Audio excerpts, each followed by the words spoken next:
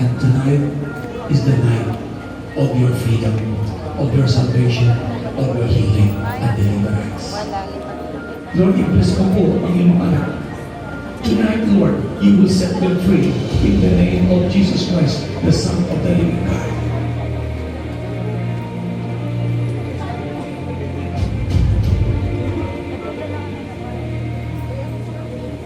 Jesus, buong puso kita tinatanggap bilang tagapagligtas ng buhay ko. Salamat, Panginoon Jesus, sa buhay na walang hintay. Sa pangalan ni Jesus. Amen. Baby, dito pa po si Jesus? Ha? Buong puso? Okay, ano nakikita mo ngayon? Liwanag. Ano sabi ni Jesus sa iyo, baby?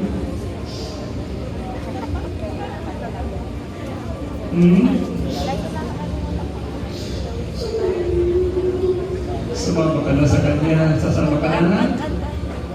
Okay. Masaya ka na? May pangalan ka na ba, baby? O gaano ka lalaki, babae? Lalaki. Okay. Bibigyan ka na ng pangalan mo, ha? Ang pangalan mo, Joshua. Ano pangalan mo? Gusto mo yun? Okay. So, saan ka sa katawan ni Mami nakakapit? Sa dibdib. O, sa dibdib naman po ito nakakapit. Okay. Masaya ka na?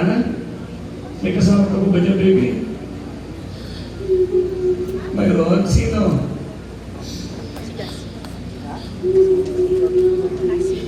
Maron? Lalaki? Okay. Kunin mo ang pangalan. Ano pangalan? Jose. Okay. So dito, pagkikita ninyo na dalawa ang karga po nito. Isang bata at isang lalaki na pangalan ay Jose. Okay. So ngayon, baby, magpaalam ka muna kay Mami, ha? Sasama ka kay Jesus? Ilan taon ka na, baby? Joshua? 12 years old. So siya ngayon ay 12 years old na. He is 12 years old. Okay, since he was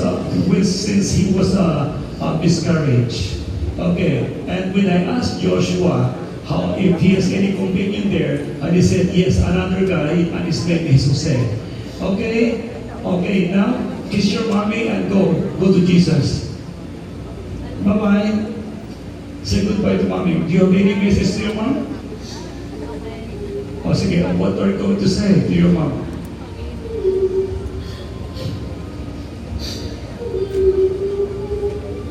Ano? Paalam. Goodbye. Okay, bye-bye, Joshua. Bye. Go. Okay. So, umalis na si Joshua. And there's another guy here. Okay. Now, Jose. Sino ka naman? Jose, ano ginagawa mo dito kay Julie? Ano? Ano mo ba siya? Why you're watching over her? Oh, the father. Father. Okay. Okay, now, Jose, you love your daughter? Mahal mo ang daughter mo? Okay. Now, what's the cause of your death? Ano yung kinamatay mo? Ano? Oh, heart attack. Heart attack. Okay. Tutulungan kita, Jose, ha? Sabi mo, Jesus, tinatanggap kita sa puso ko bilang tagapagligtas ng buhay ko. Lord Jesus, patawarin mo ako sa lahat ng kasalanan ko. Linisin mo ako ng banal mong dugo. Lord Jesus, buong puso kitang tinatanggap bilang tagapagligtas ng buhay ko. po sa buhay na walang hanggan. Sa pangalan ni Jesus. Amen. O, tinanggap mo si Jesus, Jose? O, ano nakikita mo ngayon? O, maliwanag na. Ang tagal mo ba sa dilim? I see. So, ito po si Jose, father po ni Julie. Okay. O, ano yung kinamatay mo ulit? Sakit sa puso? Okay. Pinagagaling ko ang puso mo. Pinagagaling ko ang puso mo ngayon. I will speak over your heart now. Jose, now. O, ano naramdaman mo na, Jose?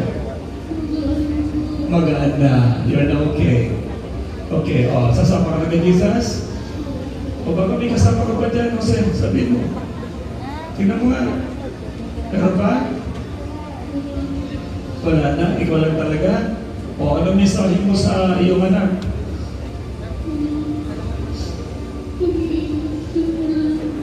Mag-iingat ka palagi.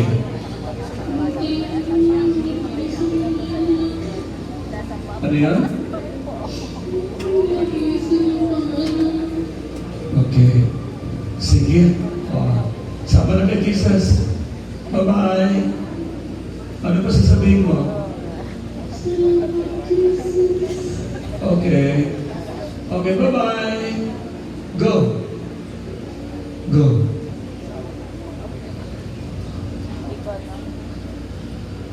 Okay.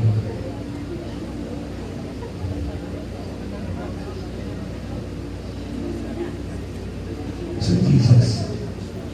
I love you, Jesus. Hi, Julie. Okay, sabi mo, Lord, inihati ko sa iyo ang aking anak, si Joshua. Ganon din ang aking father, na si Jose. Salamat sa kaligtasan na binigay mo sa kanya. In Jesus' name. Amen. Hi, Julie. Anong nangyari? Ha? Hindi mo alam? Giro ko niya alam ang nangyari. Okay. Si Joshua, sumasakit ang dibdib mo? Okay. Si Joshua ang lagi nakakapit sa dibdib mo.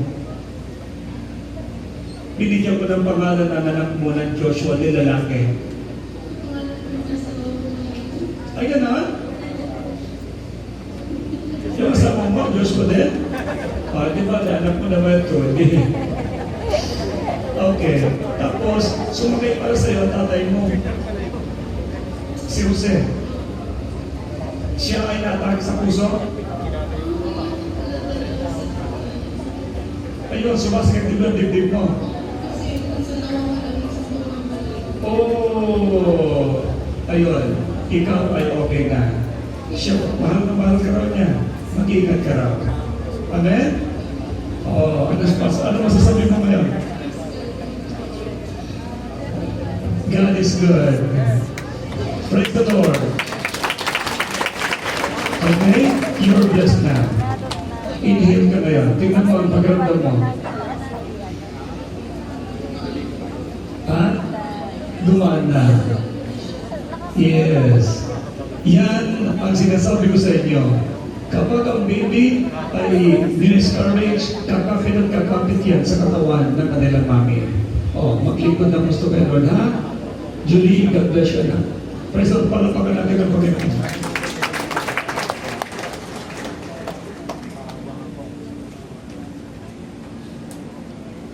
Sino naman ang gusto bumalik? Okay. Julie, tingnan dito. Kita ko si Julie. Nakita ko bigla ayan, may nararamdaman ka pa ba? Wala ka ng pakiramdam? Wala na sakit.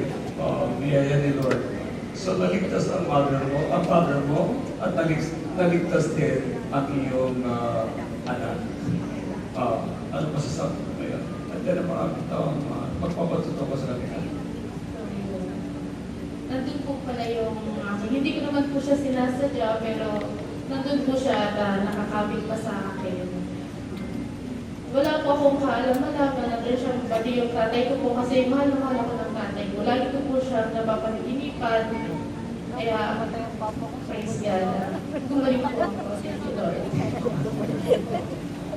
Ikaw ay patuloy sa paglilingkod sa Panginoon. Amen? Taga-saan ka? Pero taga-Bicol po ako. Taga-Santa Rosa ka. Okay. So, hindi ka binigod ni Lord. Amen? Palapakan natin ang Diyos. Okay. God bless you.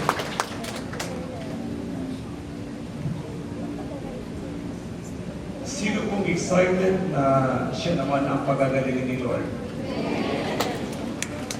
Okay. Excited po kayo? Sabi mo sa kaliwat kanan po, gagaling ako. Pag-bless ako. Nakating Panginoon. Amen. Okay. Bago tayo magpatuloy, by the way, pagkakaroon po tayo ng anointing upuin ngayon. So lahat kayo papahirap ng langis. Pag kayo kayo pinapahiran ng langis, hingin na ninyo lahat ang gusto ninyo. Ha? Pag nakapila kayo mamaya, huwag mahihiya dahil sa Lord lang naman ang magkakapit natin. Okay? And lahat ng mga pastors natin, iyakin po nila kayo. Mabilis na po ito. That's why you have to be excited for this. And before that, tayo po sa dili ay darang sa ating po para dire-diretso tayo kumaya, magkaroon po tayo ng ating po offering. At ang purpose ng offering po natin ay hindi para sa kalilian, kundi para kay Lord. At of course, kumakamit tayo ng air condition, etc. Yan ang offering natin sa Panginoon. So we will have our offering time. At please, dito po sa church, J1 ay hindi po sa pilitan po pagbibigay. Okay? At dito po ay ang word of the Lord sa atin, the more we give, the more we receive. So if you want to be blessed with the Lord, you have to give more.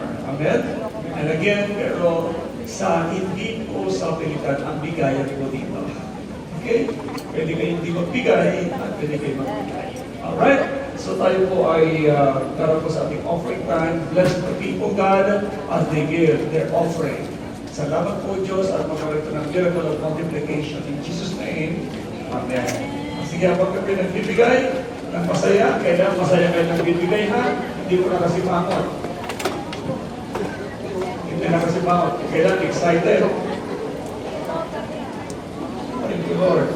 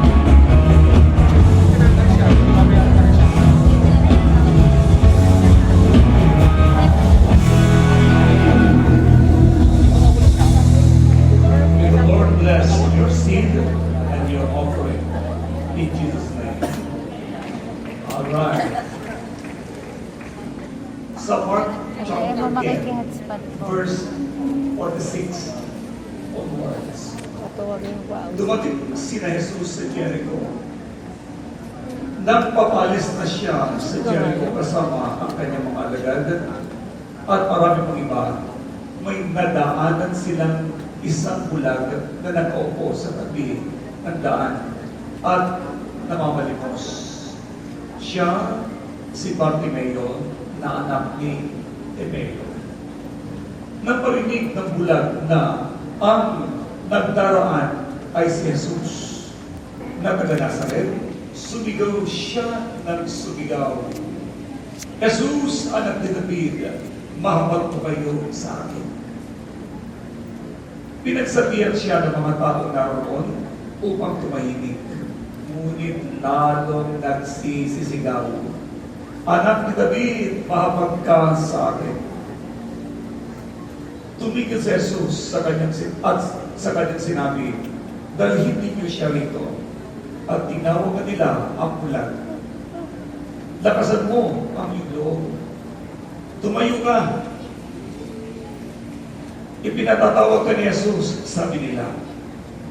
Inihagis niya ang kanyang panlapal at paluksong tumayo at lumapit kay Jesus.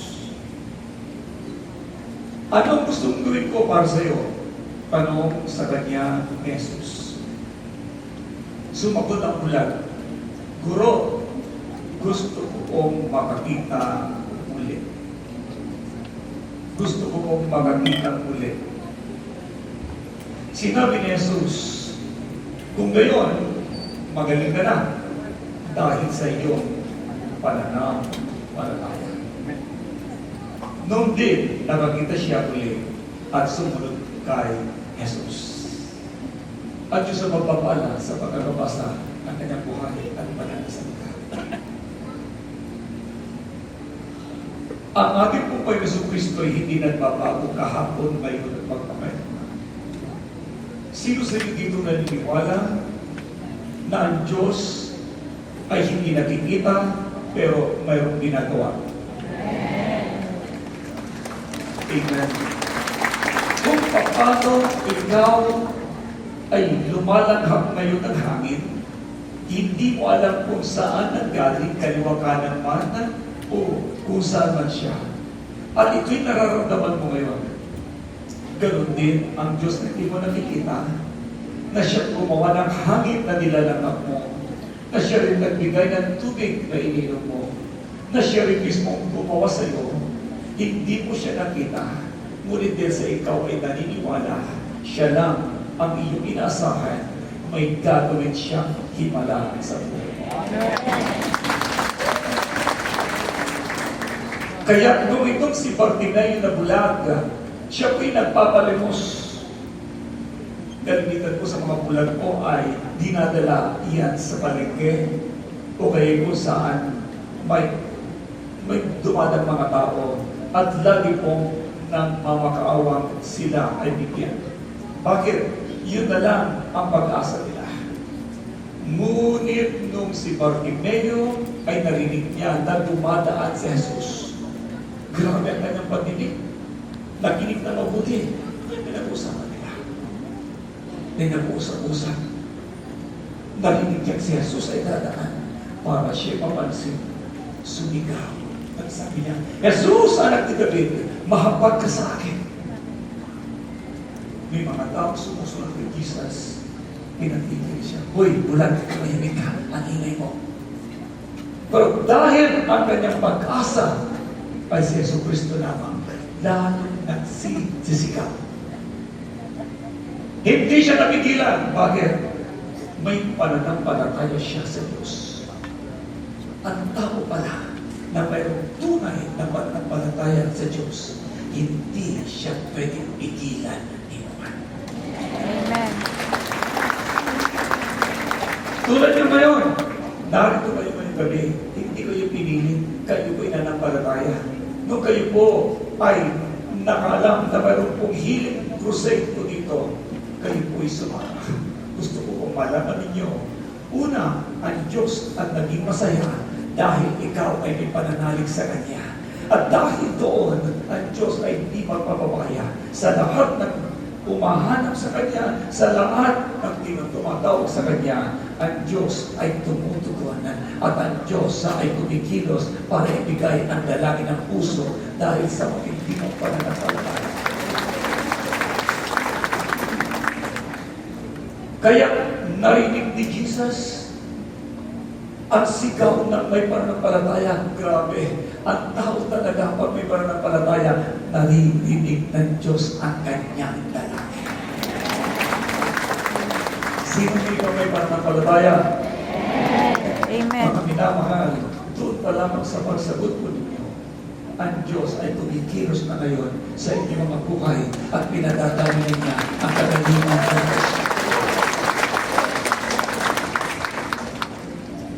Nag-text sa akin kanina si Josiah, anak po ni Pastor Amedi. Ang text niya sa akin, Bishop, ako po ay pumunta sa Maynila, sa ospital sa Maynila, na mag-isa. At ako ay in-ultrasound. Ngayon, nagulat po, doktor, wala ni kanting na nakitang bato sa aking abdo. Wow. Pumunta rin ako ng lima in ultrasound. Wala pong nakita ni kanting na bato. Papaliwanag po kung bakit walang nakita. Si Josiah, 2 weeks ago, siya po ay kausap ng kanyang mother na sumakit po ang kanyang pong tiyan. Kaya siya dumiretso agad sa hospital, Ula Pampanga, pumunta ng hospital. Hindi na siya pinalis ng doktor kasi nung in-ultrasound, may bumara na mga bato sa kanyang bile duct. Dumami na pala yung kanyang bato sa abdo, kaya ito ay umawas, ito ngayon ay pumunta na doon sa bile duct. Kaya, sobrang sakit na ganyan siya. Nasa Amerika pa lang kami, bago sa operahan, nagpa-pray na po siya by phone. Ang ginawa ko sa prayer, in the name of Jesus, sabi ko, dinudurog ko with the hammer of God, ang mismo mga bato na nasa iyong bile duct ngayon, in Jesus' name. May nagsabi sa... Dinudurog ko na pino-pino Sabi ng iba. tulad ng buhangin in Jesus' name. Pagkatapos ng prayer, ang sabi ko, magaling ka na anak. Kaso, ilang minuto na lamang, o isang oras na lang, ipapasok na siya sa operating room. So, diniretso na sa operating room. Nung inoperahan na, nagulat po ang doktor, walang nakita na bato sa kanya po talaga. At ang term na ginamit po ng doktor ay buhangin na. Bakit buhangin? Dahil sa prayer natin, dinuduro kita sa pamamagitan ng salita ng Diyos at ginagawa kitang buhangin. I powdered you into dust. Kaso, naoperahan. Wala man nakita. Then, naoperahan. Kumastos ng kulang-kulang 700,000. Ngayon, naka-schedule siya para tanggalin naman yung kanyang abdo. Dahil natututo po ang napakaraming bato. Pumunta po siya sa akin dito. Itong nakarang Sabado yata o Lunes, hindi ko matandaan yung araw na yun. Alam nyo, nagpapray ulit. Ang ginawa ko ulit, dinurog ko sa pamamagitan ng panalangin at sinabi ko, by the hammer of God, the words of God, dinudurog ko lahat ang mga bato-bato na yan in Jesus' name. So, but the story short, after the prayer, sabi ko, sige na, magpa-ultrasound ka na ulit. At kanina, nagpa-ultrasound. Nag-text siya sa akin. Ang sabi niya ay, Isya, good afternoon po. Nagpa-ultrasound na po ako ng sarili ko kahapon sa Manila. Saka kanina sa Lipa. So, dalawang lugar. Wala po nakitang bato na wala na po siya. God is good. Say hallelujah! Kaya sabi niya, salamat po sa prayers. Magpapatotoo ako. Eh, dito na ba sa Josiah? Wala. O, sa linggo na lang siya magpapatotoo. Mga minamahal, ang Diyos ay mabuti. Gusto ko kong malaman ninyong lahat. Lahat ng imposible sa paligid ng tao, pagdating sa Diyos, pag may pananalig ka, lahat ay posible sa Kanya. Ang dami ng mga testimony ko dito, mga bukol, inaalis ng Diyos ko yan. Now, hindi ko alam kung ano ang sakit mo, pero makinig ka. Ang tao na may pananampalataya sa Diyos, siya mismo ay magpapakumbaba. Tatanggapin niya ang manggagamot, hindi po si Apostle Mark ang manggagamot. Si Jesus na pinaglilingkuran ko ang tunay na manggagamot. Amen? Manampalataya ka sa Kanya, habang ako din ay nananampalataya sa Kanya, nagkikilo siya sa iyo. So, kung may pananampalataya ko, nagagaling ka, manampalataya ka rin, nagagaling ka. Pananampalataya ko at pananampalataya mo, ilang pananampalataya? Dalawa. Tama? Malakas o mahina? Kaya sabi ni Jesus Christ, nakita niya si Bartimeo. Nananampalataya ka ba? Opo. Ay siya, umuwi ka na. Inuwi na. Ay pagtalikod. Nakakita na ang bulag ng mga mata. Grabe!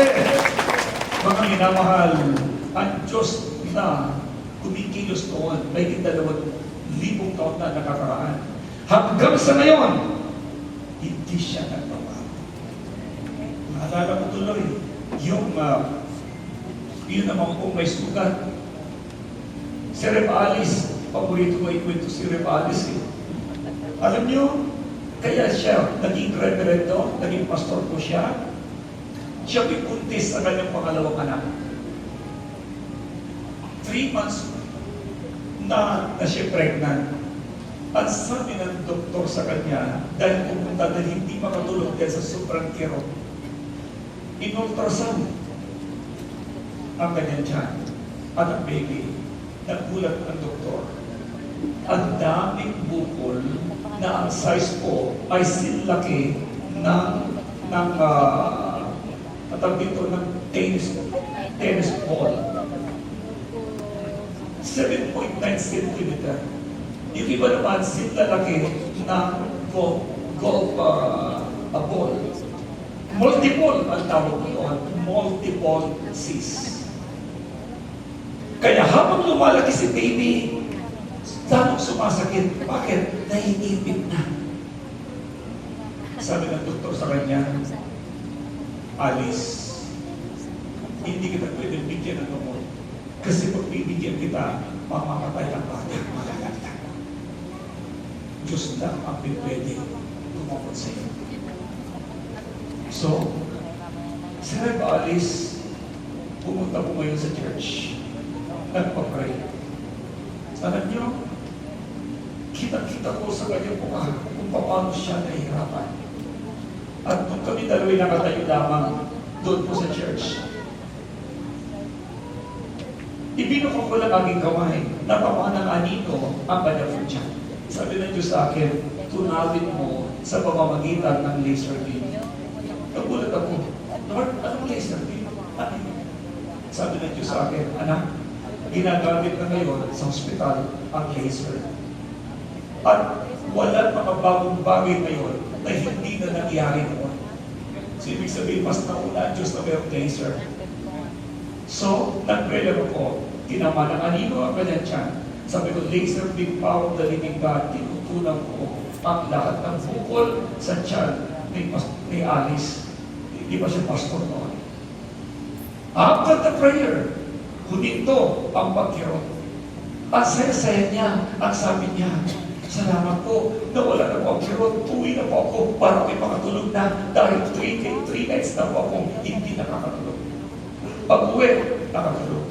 Kinaumagahan, pumunta sa doktor. Ang skipos na siya, ba't ka nandito? Wala na pong kirot, nagpapray po ako. Pwede niyo po bang i-ultrasound ako ulit? Nung in-ultrasound, nagulat ang doktor, yung pinakamalaki, 7.9 cm, naging 5.3. Yung 5.3 cm, naging 3.2. Lumiit lahat.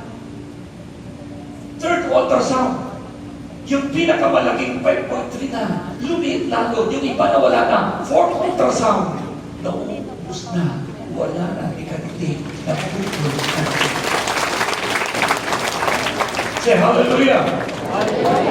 Mga minamahal, kaya ko nagpapatuto sa inyo dahil gusto kong parangalan ang Diyos na buhay na siya lang talaga ang tunay na magandang buhay. Ang hindi kaya ng doktor, kaya ni Dr. Jesus. And praise God, nanganak si Red Alice. Ang kanyang pangalan ngayon, pastora na rin. At nandun siya ngayon naglilingkod sa Regina, Saskatchewan, Canada.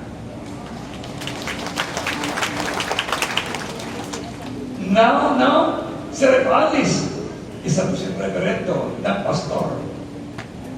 Hindi na siya naging contractor, isa po siyang engineer. Pinaglingkuran na niya ang Diyos na nagpagaling sa kanya at nagpalaya sa kanya.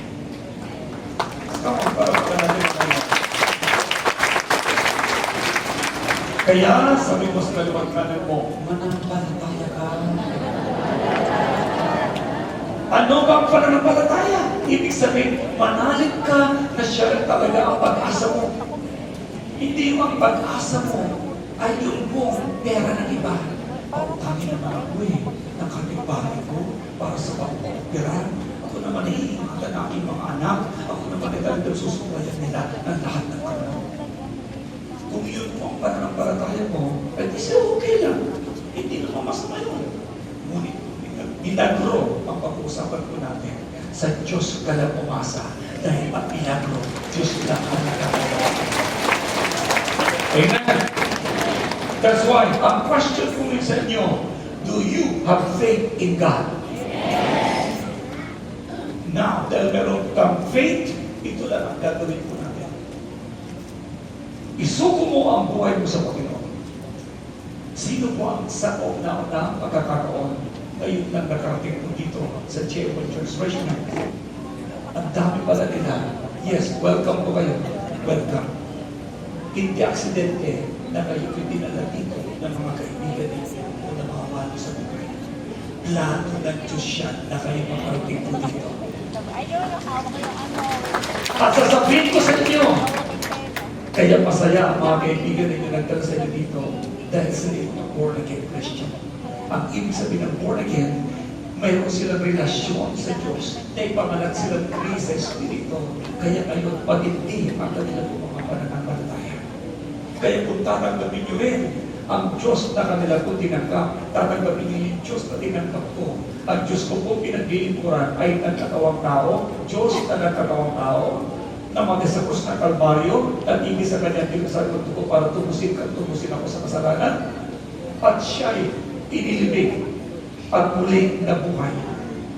Diyos na pinaglilingkuran namin ay buhay. Kaya siya'y buhay, nakikilos sa buhay. Praise God. Kung paano nakalaya Sister Julie kagabi, ganun din ang ating gagawin sa inyo ngayong gabi. Now, sino sa inyo naman po dito na Late na nag-send nakakita yung picture. ng mga multo? Raise Late your na hand. nag-send yung picture. Yan, nakakita ka ng multo. Yes, totoo po yung multo. Sino ba nakakita ng multo? Sa 2, 3, 4, 5 ano yan. Oh, kaya yan ang reason kung bakit ikinababangungot. Nagkakaroon ka ng problema. Why? Dahil may gusto kumontrol ng buhay ko. Pero ngayong gabi, isuko nyo lang ang buhay nyo kay Jesus. Lalaya ko kayo at gagawin.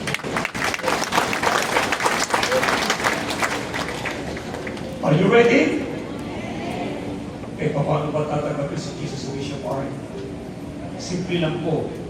Kung nananalig ka sa Kanya, tanggapin mo siya sa buhay mo sa pamamagitan ng isang panalangin. Nasabi mo, Lord, tinatanggap kita sa puso ko bilang tagapagligtas ng buhay ko. At patawarin mo ako sa lahat ng kasalanan ko. Then patatawarin ka ng Diyos. At pagkatapos ng tatanggapin mo na siya, papasok na siya buhay mo. Pagmumulagin ka na. Then kikilos siya sa buhay mo para pagalingin niya ang anumang karamdaman ng nararamdaman mo. Excited? Praise God! Alam niyo, hindi na may isa-isa ang maraming mga himala na nangyari dito. Mula nung nakarampong Wednesday, Thursday, Friday, Monday, hanggang kahapon, ang daming bilang. At ngayon din gabi ito, magbibilang ko ang Diyos sa buhay niya. Kaya, ano nangyari ngayon kay Bartimeus? Nung siya na nampalataya, ang sabi sa kanya, sinabi ni Jesus, kung gayon, may kinananampalataya, magaling ka na.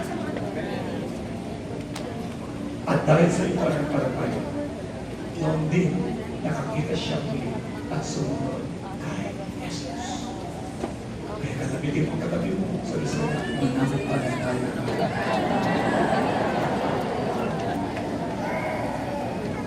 Okay. Ngayon, ang nananampalataya, lumalapit kay Jesus. Kaya nung tinawag si Bartimeo, palukso, tinanggal ka agad yung kanyang balaban. Ibig sabihin, hindi mo na kailangan ng balaban nito. Alam niyo yung mga bulan, dahil na ng balaban mo yan. At pinupulasan lagi ang kanilang bumuka. Umaasa sa balaban mo yan. Tinanggalan niya dahil alam niya, gagaling na siya, hindi na niya kailangan. Ganun din, kung ano man ang inaasahan mo, ginahawakan para ikaw ay sabi mo, ito lang tumutulong sa akin. Tandaan mo to. Balitan mo ng mas magindi nakakapitan. Hindi tuwalya ang kakapitan mo. Kapitan mo ang pagpapagaling sa'yo. Now, yumuko tayo sa dali at umili. Gusto ko malaman ninyo ngayon na may kinagayon na napigil. Ang sakit karamdaman mo, at ang mga problema mo, yan ay resulta ng kasalanan mo.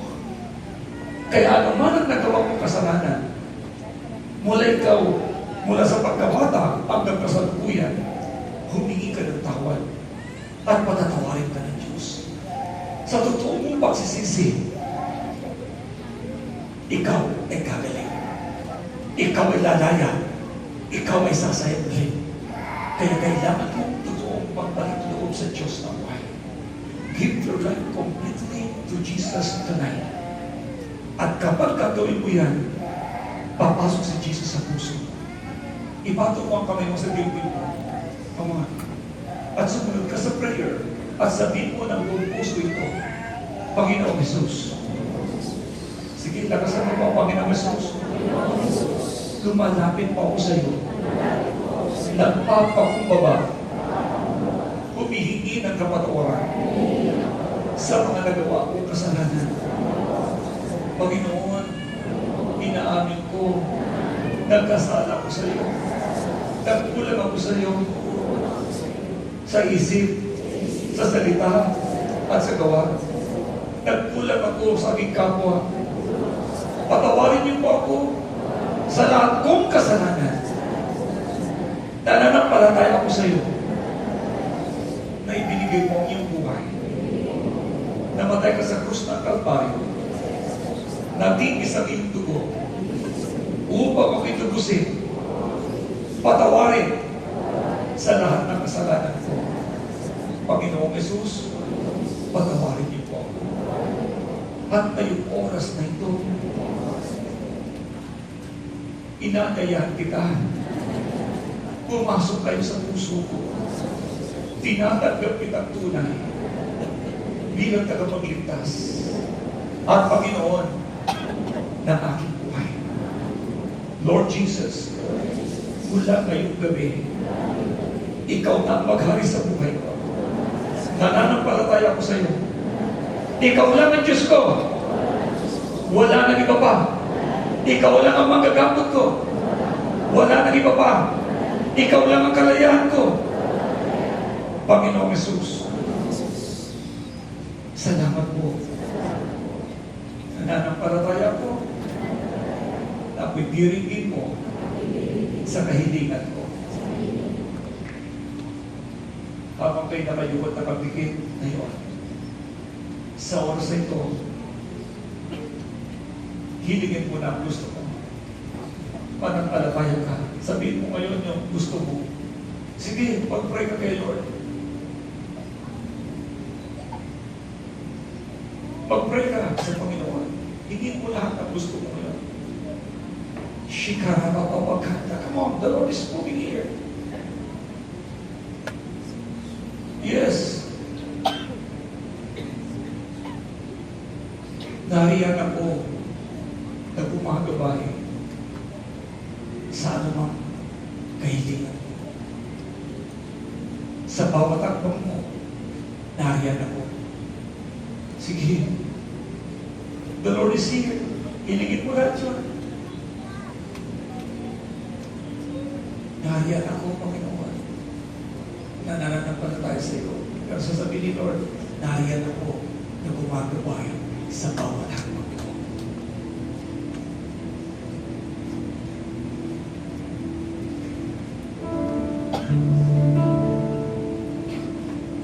Sa bawat sandali ng buhay ko, mag-iisip kung saan patutungo. Gumagawa ngunit ng hihina. Di ko pa rin kahit lumapit sa kapwa. Nariyan ako, gumagabay sa bawat hakbang mo. Nariyan ako, gumagawa sa tuwing kailangan mo. Patnubay ko sa'yo'y lumalakas sa kahinaan mo. Ang pag-ibig ko sa'yo ay di nagbabago. Manatili ka nakapikit. Come on, just close your eyes. Habang naririnig mo ang tinig na ito, ang Diyos mismo ang nag-uusap sa iyo.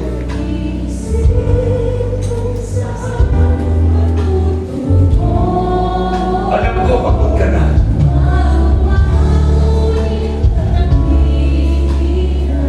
The Lord is here. Di mo pa rin kahit lumapit sa kapwa. Nariyan ako, gumagabay sa bawat hakbang mo.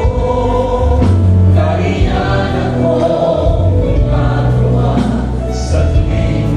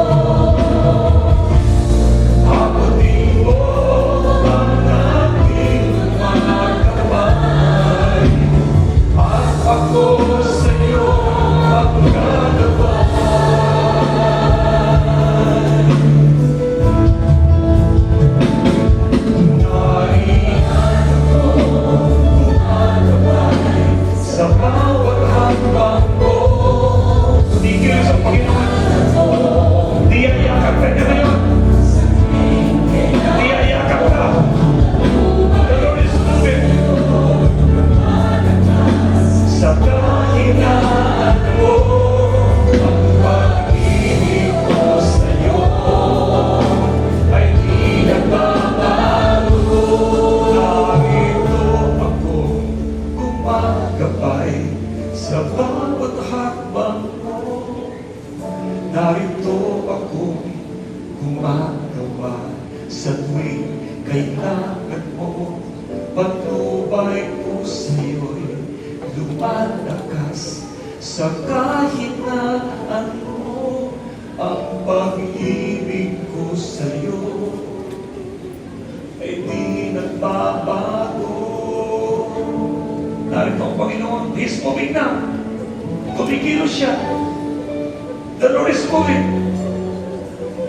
He's moving now. Palalayanin ka niya ngayon. At walang karapatan ang sino mang tao at mga espiritu na manatili sa buhay mo. Walang karapatan na sirain ang buhay niyo. Pastors, keep moving now. The Lord is here. Now, kalimutan mo na sa kaliwat kanan mo.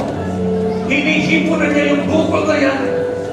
Tinatanggal na niya ngayon ang sakit karamdaman na nasa puso mo. The Lord is moving.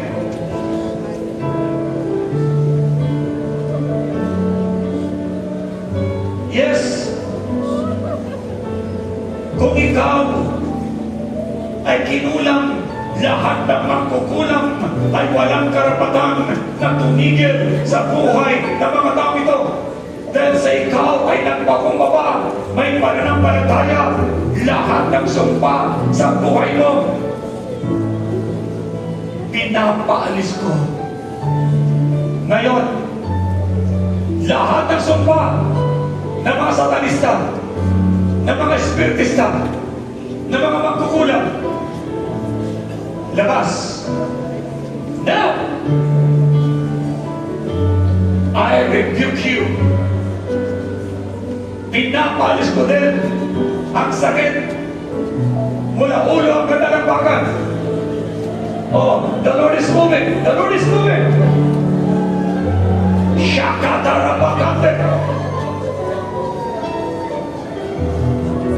Basta nakapikit lang kayo. Huwag niyong pakikinggan ang naririnig niyo sigaw. Mind your own self right now. In Jesus' mighty name.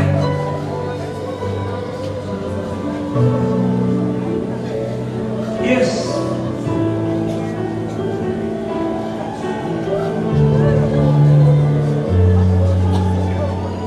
The Lord is moving. The power of God is moving. At ikaw, sinumpa ka ng ibang tao.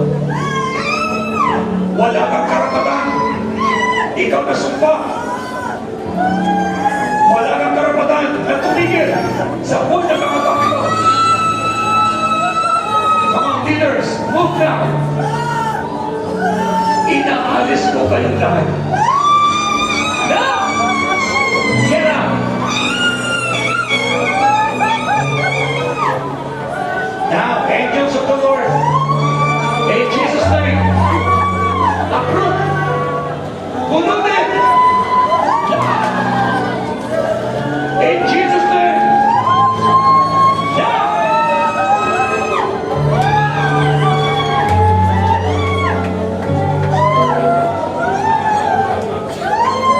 The Lord is here. Sige, habang ikay nagpapatawad, now, ikaw na nananampalataya ang pagkilos ng Diyos. Ngayon ay kumikilos na sa buhay mo. In the name of Jesus. Oh, kayong mga demonyo, lahat kayo na mga magkukulang, lahat ang sumpa ng sakit na inilagay mo, binubulot ko kayo. Ngayon, binubulot ko kayo lahat. At wag kayo, wala kayong karapatan. Labas, labas, labas, labas, labas. In Jesus' mighty name. Sige, lahat. Lahat ang sumpa, labas. In Jesus' name. Shikarabababakanda. Oh, Lahat ng sumpa ng magulang, labas! Lahat ng sumpa ng sino man tao, binubunod ko kayong lahat. Ngayon, in Jesus' name, at lahat ng mga bato na nilagay nyo sa katawan ng mga tao ito para magkabukol, labas!